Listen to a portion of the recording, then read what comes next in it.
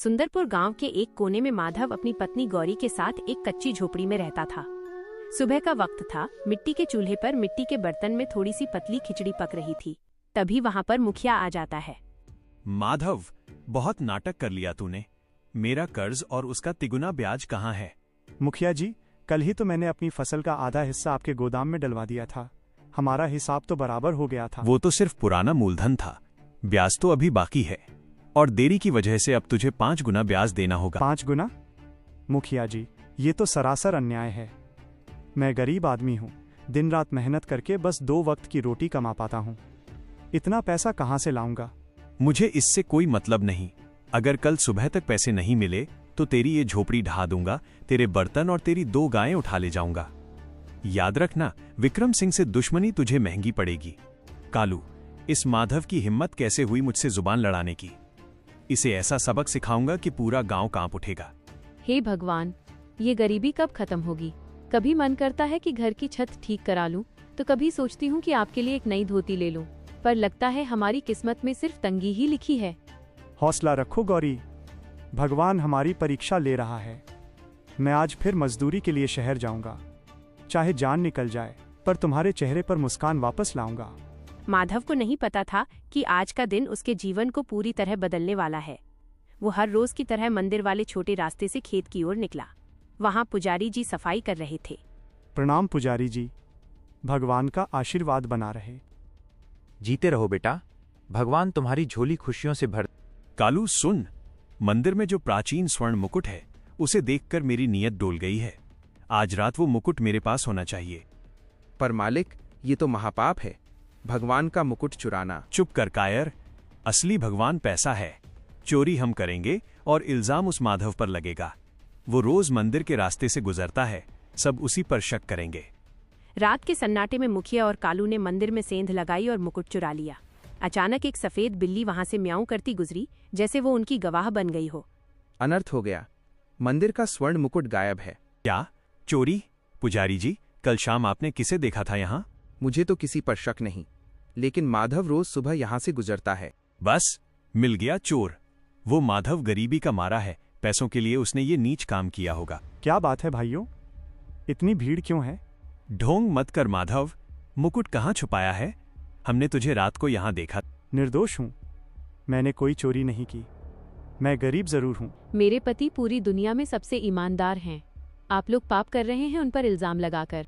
चुप रहो, इसे और इसकी पत्नी को अभी के अभी गांव से बाहर निकालो, वरना गांव पर भगवान का कहर टूटेगा। भीड़ ने बिना सोचे समझे माधव और गौरी को धक्का मारकर गांव से निकाल दिया। गांव से निकाले जाने के बाद माधव और गौरी ने जंगल की एक टूटी फूटी झोपड़ी को अपना ठिकाना बनाया। पर तभी माधव की नजर उसी सफेद बिल्ली पर पड़ी थी। फिर वो उसको अपने घर ले आया। अचानक एक सुंदर रोशनी में बदल जाती है और अप्सरा बन जाती है। डरो मत माधव, मैं इस वन की देवी हूँ। मैं एक श्राप के कारण बिल्ली बनी थी। तुम्हारी ईमानदारी ने मुझे मुक्त कर दिया। मैं जानती हूँ मुकुट मुखिया ने चुराया है। ये लो जादुई दर्पण, मैजिक मिरर। इसे गांव ले जाओ, ये सच दिखा देगा। गांव वालों, सच देखने की हिम्मत है तो इस दर्पण में देखो। क्या बकवास है? इस शीशे से क्या होगा? जैसे ही मुखिया दर्पण के सामने आया, उसमें उसकी और कालू की चोरी करते हुए वीडियो दिखने लगी। पूरा गांव हैरान रह गया। वालों ने कहा कि मुखिया ही चोर है, इसे सजा दो। मुखिया और कालू डरकर जंगल की ओर भागे। वहां उन्हें वही अप्सरा मिली। लालची इंसानों, तुम्हारी जगह यहाँ नहीं है। अचानक बिजली कड़की और मुखिया और कालू वहीं पत्थर एक जादुई फल दिया, जिसे खाते ही उसकी झोपड़ी महल में बदल गई और उसके खेत सोने जैसे अनाज से भर गए। गौरी, ये हमारी ईमानदारी की जीत है। माधव और गौरी अब खुश थे और गांव में अब कोई गरीब भूखा नहीं सोता था। दोस्तों, ये कहानी आज से करीब 100 साल पुरानी है। एक छोटा सा गांव था रतनपुर, जहां के खेत प्यास से दम तोड़ रहे थे। जमीन फटी हुई थी और आसमान से आग बरस रही थी। गांव के सब लोग शहर भाग चुके थे, बचा था तो सिर्फ दीनू। दीनू एक बूढ़ा किसान था जिसकी पसलियां दिखती थीं, लेकिन उसकी आंखों में एक अजीब सी चमक थी। उसके पास एक पुराना बैल था, भोला, जो उतना ही बूढ़ा था जितना दीनू। गांव वाले कहते थे, दीनू यहाँ रुककर क्या करेगा, ये मिट्टी अब पत्थर बन चुकी है। पर दीनू कहता, बेटा ये मिट्टी मेरी माँ है और माँ को इस हालत में छोड़कर बेटा कहीं नहीं जाता। एक रात जब चांद आधा कटा हुआ था और सन्नाटा इतना गहरा था कि सूखे पत्तों के गिरने की आवाज भी चीख जैसी लगती थी, दीनू अपने खेत के कोने में खुदाई कर रहा था। उसे उम्मीद थी कि कहीं तो पानी की एक धार होगी। खुदाई करते करते उसका फावड़ा किसी धातु से टकराया। खन्नन। दीनू के हाथ कांपने लगे। उसने मिट्टी हटाई तो नीचे एक लोहे का गोल ढक्कन था। उसने पूरी ताकत लगाकर उसे हटाया तो नीचे एक कुआं था, पर वो साधारण कुआं नहीं था। उसमें पानी नहीं था, बल्कि उसमें से एक ठंडी नीली रोशनी निकल रही थी। दीनू ने एक पत्थर कुएं में फेंका, पर गिरने की आवाज नहीं आई। तभी कुएं के अंदर से एक गूंजती हुई आवाज आई, दीनू, तेरी मेहनत ने मुझे जगा दिया है। मैं इस जमीन का रखवाला हूँ। बोल, क्या चाहिए तुझे? सोना, चांदी या महल? दीनू की सूखी जीभ तालू से चिपक गई। उसने हाथ जोड़कर कहा, प्रभु, मुझे सोना नहीं चाहिए। मेरी फसलें प्यासी हैं, मेरे गांव के लोग प्यासे हैं। मुझे बस पानी दे दो। कुआं खामोश हो गया। फिर आवाज आई, तुझे पानी तो मिलेगा, लेकिन एक शर्त पर। हर रोज तुझे इस कुएं में अपनी सबसे कीमती चीज डालनी होगी। जिस दिन तू चूका, पानी जहर बन जाएगा। अगले दिन गांव के सारे सूखे कुएं भर गए। खेत लहलहाने लगे। जो लोग गांव छोड़कर गए थे वो वापस आने लगे। दीनू हर रोज अपनी मेहनत की कमाई का एक हिस्सा या अपनी माँ की दी हुई आखिरी निशानी कुएं में डाल देता। लेकिन गांव का मुखिया ठाकुर बलबीर ये सब देख रहा था। उसे लगा कि दीनू के पास कोई खजाना है।